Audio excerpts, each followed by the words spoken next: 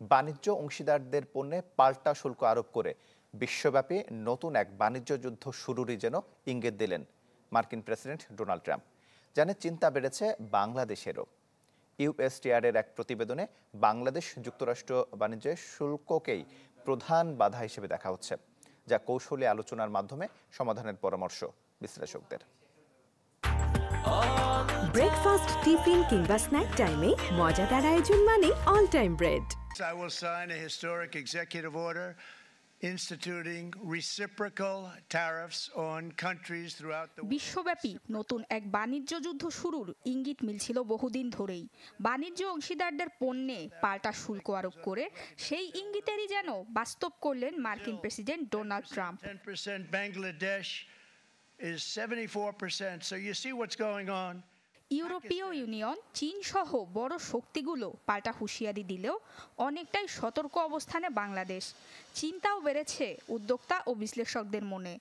এমন পরিস্থিতিতে বাড়তি শুল্ক হারের প্রভাব কমাতে এখনই জোরালো আলোচনা শুরুর তাগিদ দিয়েছেন তারা। এটা দেওয়া হলো, কিন্তু এখন এটা নেগোসিয়েশনের একটা প্রস্তাবও আছে। হয়তো নেগোশিয়েট করে ইউএস স্পেসিফিক শুল্ক কিছু কমানো যেতে পারে।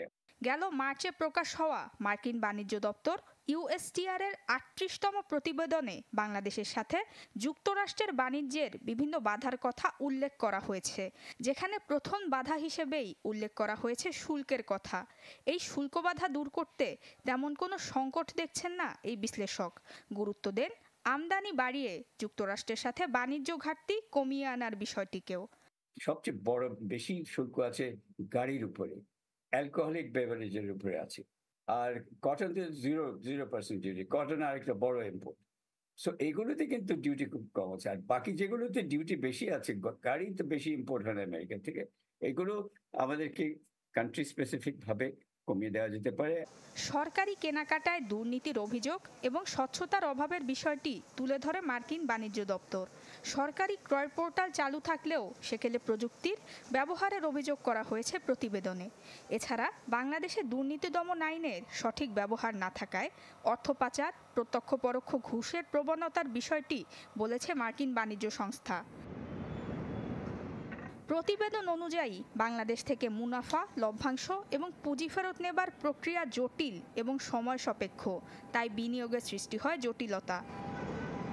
নুসরাত মৌমি, চ্যানেল 24।